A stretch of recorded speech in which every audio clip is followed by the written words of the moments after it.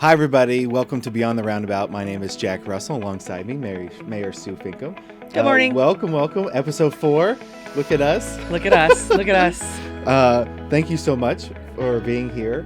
I think a lot of great feedback we got from our last podcast, really good feedback from our last podcast, was that residents and businesses really appreciated updates on what was going on in the community and what really being able to hear from you what those things we may read in the news or things like that.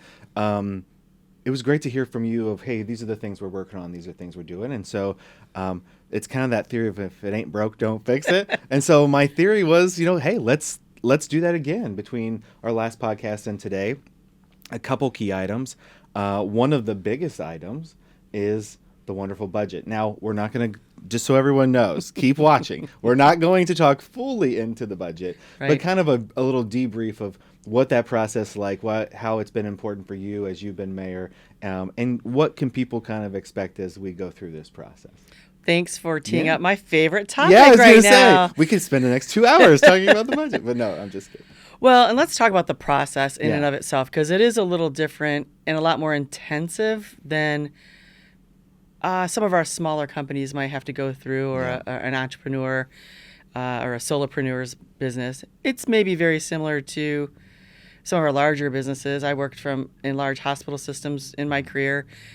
This is still a little more extensive, but similar to that process. So first, our CFO works up some budget guidelines and gives them to our department directors, and that's in the spring. Mm-hmm.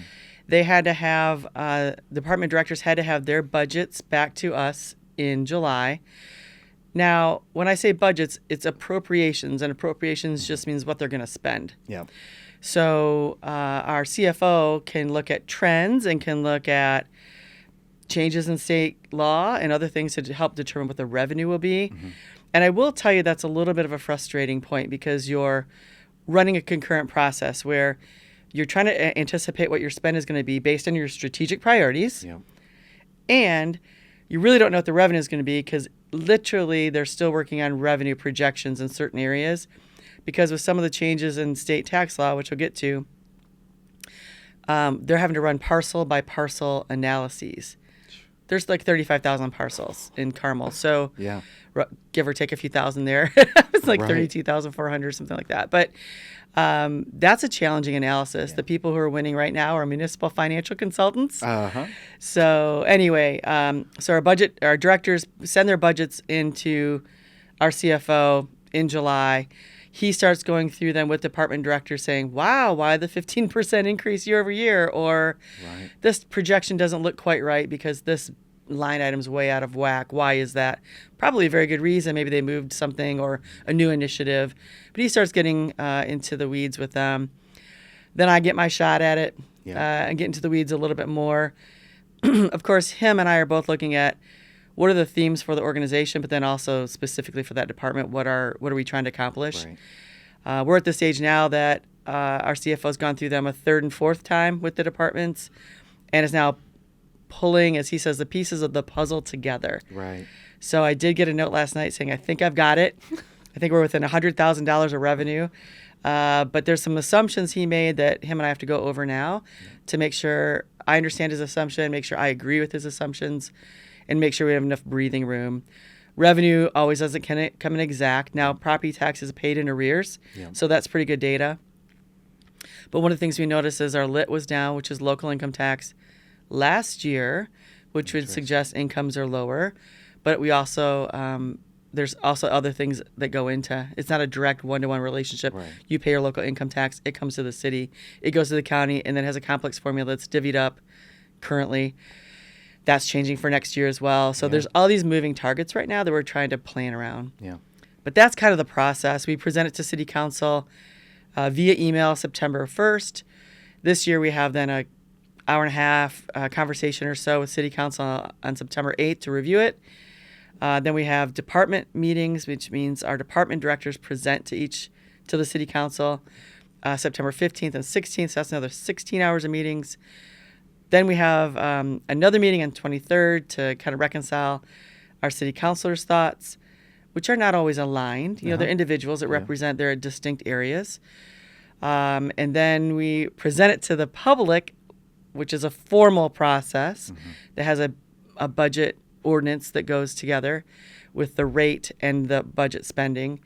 And it has to be done by law on 2 meetings. It can't be voted on the first one. And the city council can't take it and send it to a finance committee. The budget is approved by the committee as a whole, by the council as a whole. And so we present the first Monday in October, and it's voted on hopefully the second meeting of October, which is the third Monday in October. Then it's got to go to the county by November 1. They have a cursory review and approval. Then it goes to the state, the Department of Local Government Finance, who then makes sure that they think our revenue projections are accurate. They look at our appropriations. It is not uncommon for them to come back and say, hey, we don't agree with this, or you should adjust this. We may de-appropriate something in the meantime, and then when the budget comes back, then we appropriate it again. So it's a long process. Oh my gosh, yeah. And by October, we'll all be ready to go on vacation. But yes. It's a long process, but it's important because there's transparency around it. Yep. There's a lot of eyes on it. It matters. This is how we serve our incredible community, so it matters, and we're talking about our priorities. Most residents, I believe, probably tune out after the first time they hear budget until it's passed because they don't need to get in the weeds. But some are very, very interested in it, too. Yeah. There's our economic nerds. There's our budget nerds. Yep. There's our local government nerds, and we welcome all the questions in the process. I feel like there needs to be a Schoolhouse Rock on municipal. You sing it. Yeah, no. I don't need to see it. But I think to your point, I think what's really, really important for people to understand is there is quite a process to understand. And it's not that when we get to October that this wasn't just something that happened in October to talk about in October. Yeah. We're talking months and months and months of time, dedicated staff time, dedicated council time, your time, to make sure we get it right as we go into 26. And so I thought it was really important when you and I talked about this, again, not to going into every detail, but I think it was really important for people that watch the podcast to understand that it just doesn't happen. Right.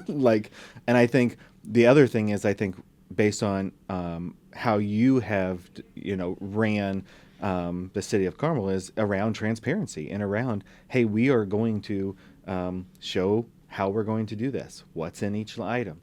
And especially with some of the changes at the state level, we are going to be really meticulous and really focus in on making sure we get this right. And so I always joke that when I see that there's maybe 2 or 3 people watching online, I don't know if I have a couple, maybe it's me watching off a couple different laptops or something. I joke, but it is great to see when we do go through the budget and that number is higher, because that's community engagement, watching their government at work. And I think that's huge. So. Yes.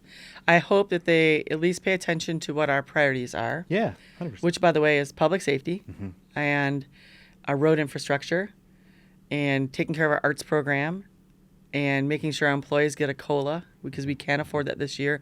Many cities are unable to do that this year. Yeah. And so I'm glad we were able to figure out how to reduce spending to get that done.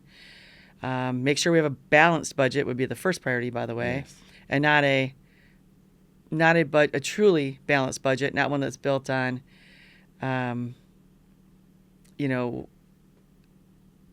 false appropriations. We are carrying some funds over from year to year. That's typical, but we've greatly reduced the amount we've done that in the past. And also we have a policy in place that says of our cash in hand, it should be 15% of the general fund. So we have that as well. So I feel like that's great. It's looking good, but it's been a struggle. We are doing, actually, for anyone who's really a nerd, a virtual presentation with Tom Ostrike from the Carmel Clay Schools and Bob Sweeney from the library to talk about our revenue, because it's impacting all of us as well as the township and the county. But we chose us 3 to go forward for the city of Carmel and just talk about the challenges that the property tax reform is having on local government entities. And ours, for instance, we anticipated having $9 million more than we will. We're almost flat from last year. In and of itself, you're like, okay, well, that's doable. But the reality is energy is going up. Yeah. We have to increase pay for our staff by millions of dollars. The cost to pave a road has gone up. Just all of our expenses are going up and up. Yeah. So if we want to pay our employees a cost of living adjustment, we are cutting somewhere else. So we have cut multiple millions of dollars out of our budget this year from our requests for our departments. And one might think, well, that they came in too high. They're just trying to spend. No, they're trying to serve. Right. They're trying to serve at a high level. They're experts at what they do. They love our community, and they're trying to serve at a high level. And so we're having to modify that. Yeah. And we've also had some challenging conversations. We've combined some staff positions through attrition. We have changed the way we're going about process to try to reduce costs. And a good example of that is, I don't know if I mentioned this last time or not, but we have 4 departments right now that are doing line locates. So if you call 811, you need a line marked because you're going to dig for whatever reason. We have our street department outsources that to a company, I think for $220,000 a year. Our IT department does it.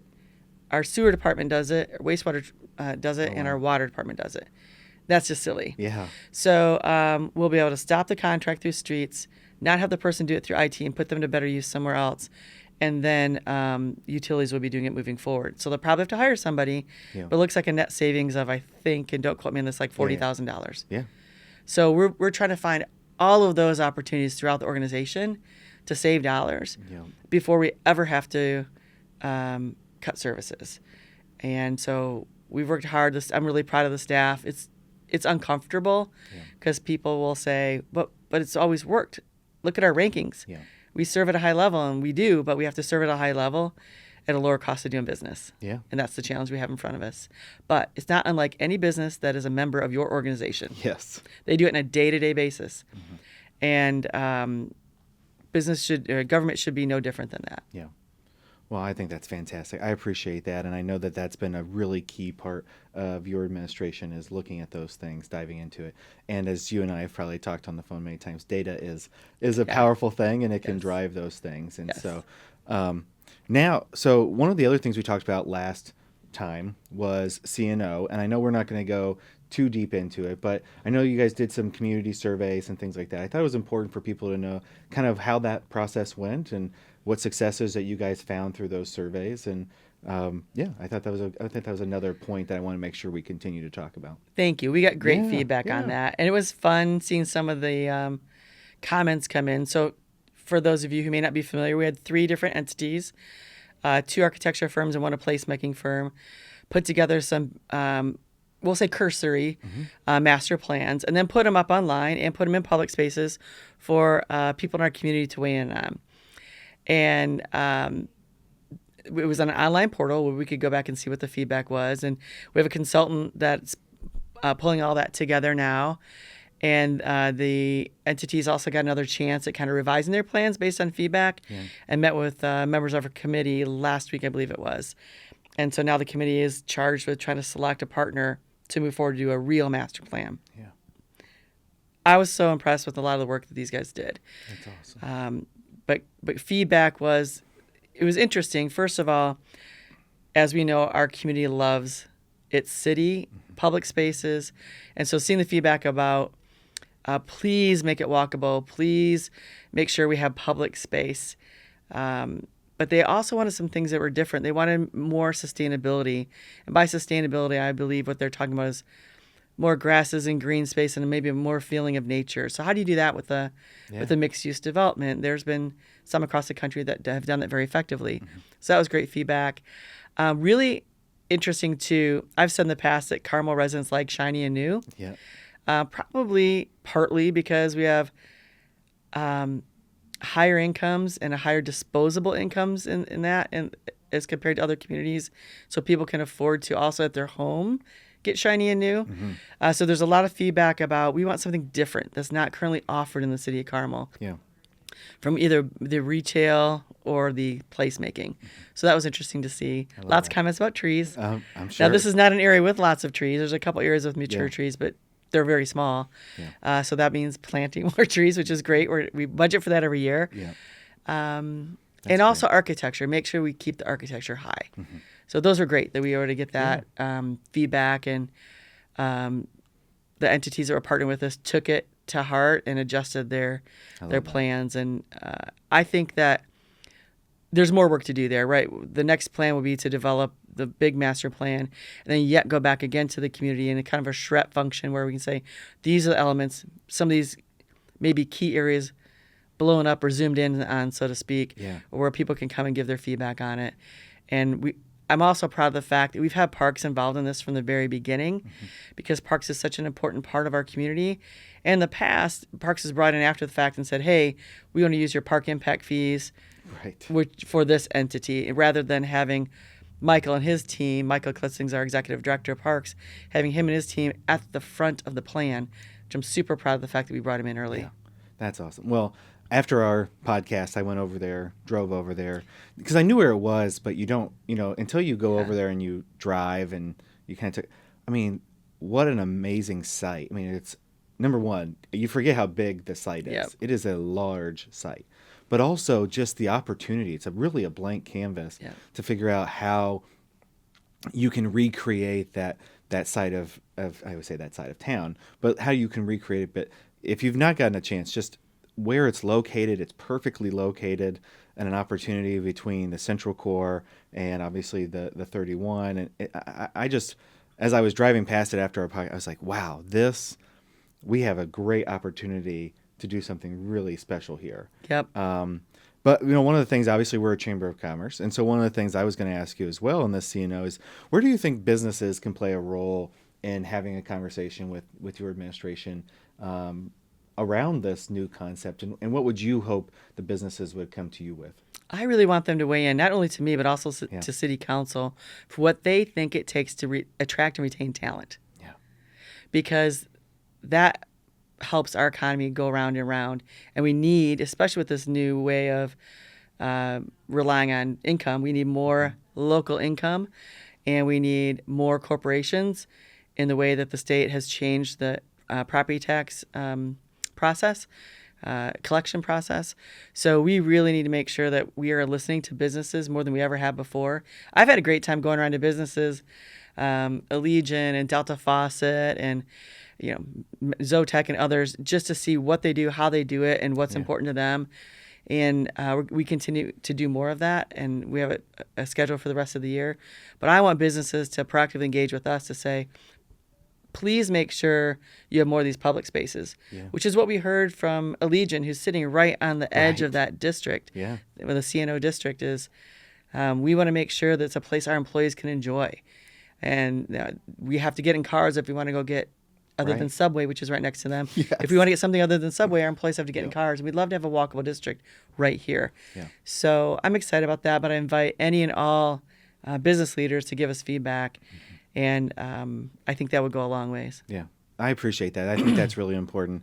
And that's what we try to encourage our businesses, as you know, to be a part of that. But I think for this specific project, when we talk about talent, when we talk about what the future can look like on this long term, it is an important piece. And so I appreciate you sharing that feedback, because now the mayor has said, everybody, that they want feedback. So you as a business, please give her some feedback. Yes. So if we want to continue to talk a little bit about development, some exciting news, when we talk about, we've actually heard this a lot as well, is senior opportunities for seniors.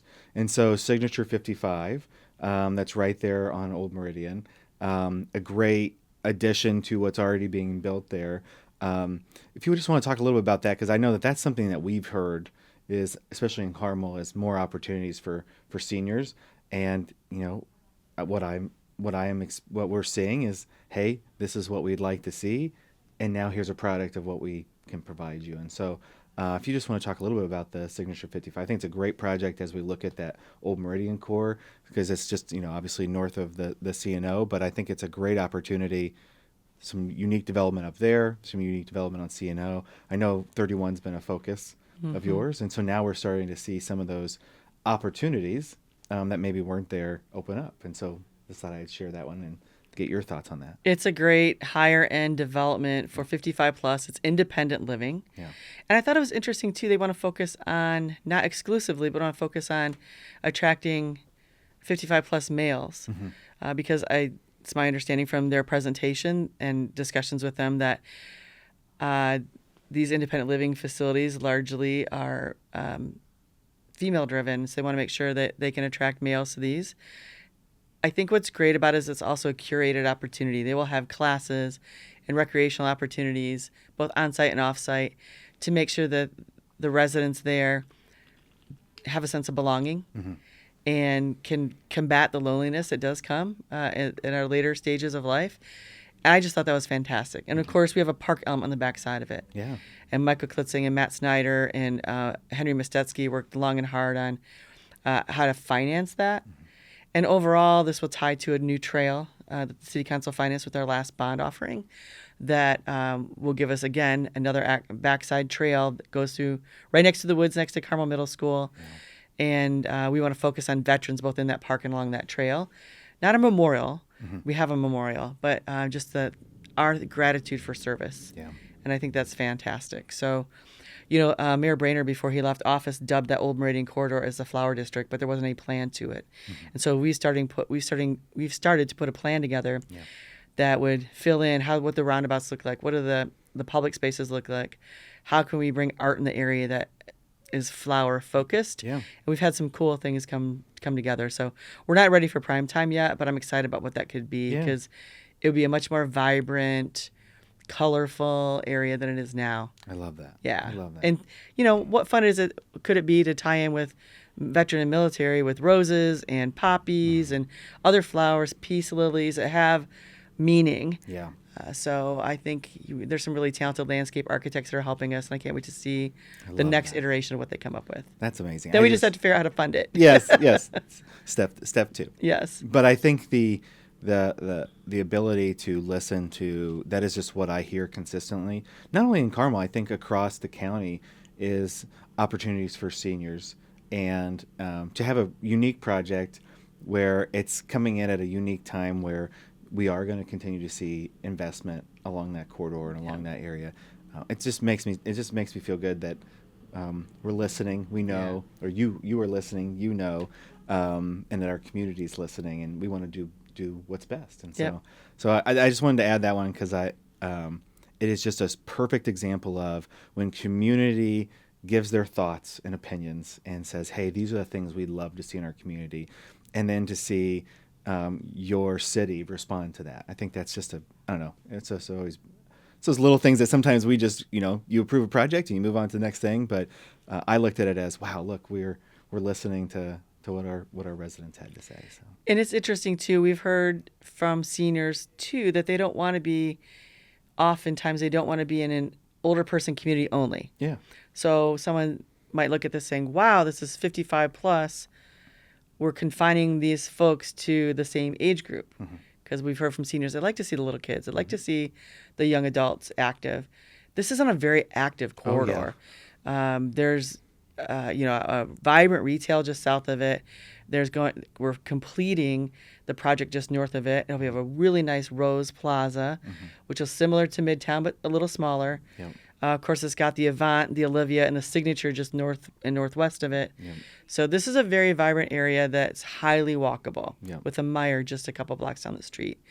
And then, of course, access to 31, because most of these folks, since this is independent living, will be driving. Yep. So this is a fantastic A++ location, attached right to trails and parks, too. So. Well, thank you. I appreciate that.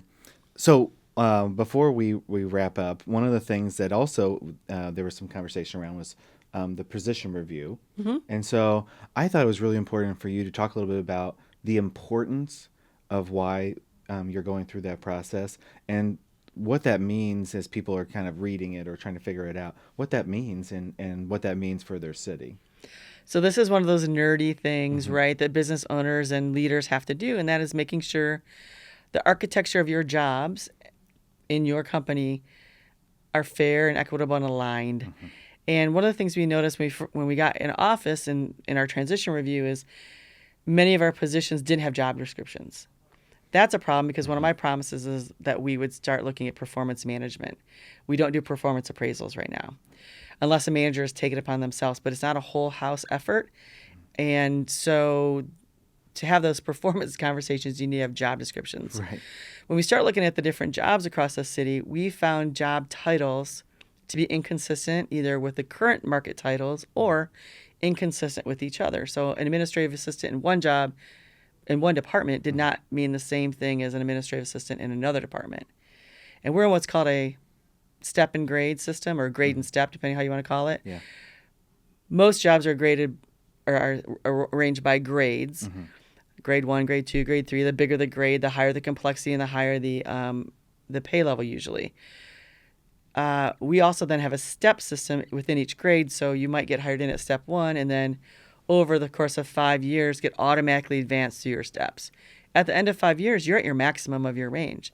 If you work here for 25 years in the city of Carmel, the only way you get increased wages is through a cost of living adjustment or someone bumps you up a grade. What we'd seen is over time, because employees were wanting more pay, they would get bumped up in grade, but the job didn't change. Right. Managers felt they needed more pay, and so the valuable employee wanted to pay them more and had no flexibility, so just bumped them up a grade. Very inconsistent, and it wasn't fair to other employees in other departments either. So we needed to understand what each job did, and so we had each employee do a job analysis questionnaire, which is standard in the industry, in the HR industry and compensation study. So we brought in a consultant with 30 years of experience at compensation working for the state of Indiana, who recently retired. She reviewed all 330-some job analysis questionnaires, and then once we felt like those were set, then took them to the market and seen what they paid, and put together a new architecture, and also then got away from the automatic steps and went to a pay range, what most companies are using, with a minimum, a mid, and a maximum in the range. So that allows employees, and we broaden the bands a little bit, so that allows employees to move up in pay over time if necessary. If they get another certification, to maybe get a little more compensation. If they took on additional job duties to get additional compensation. Right now that wasn't able to happen. It's complex and it's nerdy, but it's important work. 100%. Because one, the taxpayers deserve a system that adequately pays employees and our team members so we're not wasting tax dollars. 2, employees deserve a system where they're appropriately recognized for the work they do, and we can have a performance system which allows them to get feedback on their job. All of our employees come to work each day to serve the city at a high level, but there's no process for which they can hear that formally and get recognized. And so it's been a long process, months and months into this, but it's important. We really feel like this will set the city up for success long term, because right now the system we have is not sustainable. Yeah. Oh my gosh. I mean, I think that's what I wanted to make sure that we talked about, was understanding that the current process is kind of consistently inconsistent. Absolutely. Like, well that's the put. best way I could put it, is consistently inconsistent. And so, one of the things that's just like in any, large company or organization, I think there's a couple things. Number one, you want to make sure that, especially if you have an individual starting out, that they can see where they can grow and where they can expand as well. Yeah. And when it's consistently inconsistent, you as a talent are going, okay, well, how do I grow in this and where do I go? And I think a lot of that's just creating clarity around here's my role and here's the opportunities that are ahead of me and what I can do. And so I think people don't think about that sometimes, but especially young talent, I look at our own young talent as, where can I grow? Where are opportunities that I can find? And if they've been with the organization, creating some clarity of opportunities in that current role that they have, right? So that was kind of as I was listening to you, I was like, consistently inconsistent. But if there's ways that you can create strong processes help create that clarity. Yes. Yeah. And we, as a result of the review, just as an example, 160 people, nothing changed. Grade was appropriate, title was appropriate. Another 160, grade was appropriate, title changed. And many times it was just like, instead of account specialist, it went to account consultant or whatever the word. It was like one word of their title changed because we felt like in some cases the market had changed. Correct. And they're not called this anymore. Yeah. Example would be secretary. Right. Secretary isn't used very often. Right. It might be administrative assistant or whatever, administrative something. Yeah. Department secretary is an old one. So 160 were the same, but their title changed. 5 They needed to be moved up a grade. They were being undercompensated, and we will move them up pending city council approval, because city council approves the salary grades. And then on average, they got, of those 5 combined, it was a $7,300 bump per job. That can be taken care of by today's dollars in their budget. So there's no negative budget impact of 2025. And then 2 positions were overcompensated, and we left them at the same rate, but moved them down a grade in the range. Right. But we're not going to take pay away. Right. And their pay that they're getting now is in the upper mid part of the next grade, so they're still not going to be at the cap yet. So that was good news, because we weren't sure what to see there. We've gone through a different process with the police and fire, but very similar in that going to market, their market is all step and grade from a compensation standpoint. And we moved them up in many cases last year because that market was on fire. Yeah. Police and fire, there's not as many No pun officers. Exactly. No pun intended, or maybe. But there's not as many people wanting to go into law enforcement 100%. or to the fire service. And so they're shorthanded. And just like we saw in nursing several different times through the years, when there's shortages, the compensation increases. So they did get market bumps last year and are on a 2-year contract where the second year of their market jump, they allowed us to not bump up the market in 1 year. We did it over 2. But we did a same market assessment with them. Yeah. So it's complex. It's hard work, and I'm really appreciative of the staff who went through this, pouring through these documents. And we're now going through every department meeting just to say, there may be some misinformation here. You may have some questions individually. You may be wondering why we're doing this with the budget changes, but it's not the budget. This is a fix. Yeah. If our budget was still what we thought it was last year, we still need to go through this process. Well, that's why I wanted to have this conversation with you, because sometimes you can only read so much, or you can only get so much information. And I thought, gosh, I think it's really important for people to understand the why and the details in the why. And I would think that anybody that's listening would go, well, yeah, this makes sense. But I think sometimes when you read it, and I always joke, if you read it in 140 characters or less, you're not always going to get all the details that need to be included. And so that's why I wanted to bring it. And I appreciate you talking about it. And that's why I love this podcast. And as we kind of wrap up, it's great to be able to take content that people are seeing in their city, and for you and I to sit down and to hear from you, hey, yes, we are doing these things. This is the insides of those things that we're working on. And that's what the feedback we've gotten, and what I've loved about this podcast is, like I said, sometimes you can't find every detail in 140 characters. Right. Or a headline of an article. Or I really think a lot of people just skim the headlines on their social feed, don't even read the article. Yeah. So the article in and of itself oftentimes doesn't give enough information. Yeah. The headline, that much less. Yeah. So. Well, and if I'm trying to figure out if I want to pay $1 a month, I'm just kidding. Exactly. But I think that you're 100% right. And that's why when you and I sat down months ago was creating an opportunity on the podcast to transparently share the things that are going on in the city. So I always appreciate you sitting down with me and having those discussions, because I do think they matter. It does matter that those that we reach in this podcast know what is going on with the CNO, to development, to inside City Hall. I think those are really, really important. So once again, thank you so much for being on the podcast. Thank you. Until next time, everybody, we appreciate it, and thank you for watching.